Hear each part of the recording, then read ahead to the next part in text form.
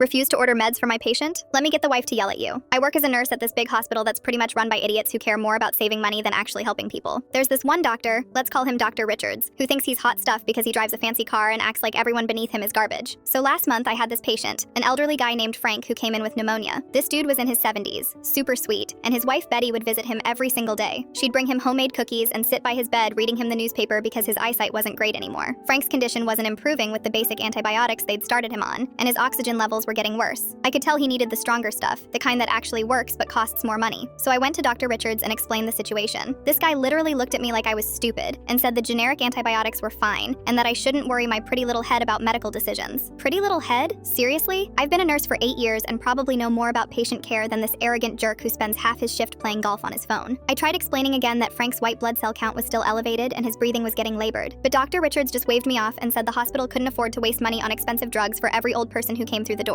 He actually said that about a human being. That's when I got an idea. See, Betty wasn't just any sweet old lady. Turns out she used to work in hospital administration for like 30 years before she retired. She knew exactly how things worked and had zero patience for incompetent doctors. So the next time Betty came to visit Frank, I casually mentioned how concerned I was about his slow recovery. I told her that sometimes patients need stronger antibiotics, but certain doctors prefer to stick with the cheaper options even when they're not working. I didn't name names, but I made sure she understood what was happening. Betty's face went from worried grandmother to absolute fury in about 2 seconds. She asked me who was making these decisions, and I pointed toward Dr. Richards, who was strutting down the hallway like he owned the place. What happened next was beautiful. Betty marched right up to Dr. Richards and started asking very specific questions about Frank's treatment plan. At first, he tried to brush her off with his usual condescending attitude, but Betty wasn't having it. She started throwing around medical terms and referencing specific protocols that the hospital was supposed to follow. Dr. Richards realized he wasn't dealing with some clueless family member and tried to backtrack, but Betty was just getting started. She pulled out her phone and started calling people. Turns out she still had contacts throughout the hospital system, including some pretty high-up administrators. Within an hour, Dr. Richards got a call from the medical director asking why he was refusing appropriate treatment for a pneumonia patient. Suddenly, the expensive antibiotics weren't such a budget concern anymore. Frank got switched to the proper medication that afternoon, but Betty wasn't done. She filed a formal complaint about Dr. Richards' attitude toward both patients and nursing staff. She even mentioned the pretty little head comment, which apparently didn't go over well with HR. Dr. Richards ended up having to attend sensitivity training and got written up for unprofessional conduct. The best part? Frank's condition improved dramatically within 2 days of getting the right medication. He was able to go home a week later, and Betty made sure to thank me personally for caring about her husband's well-being.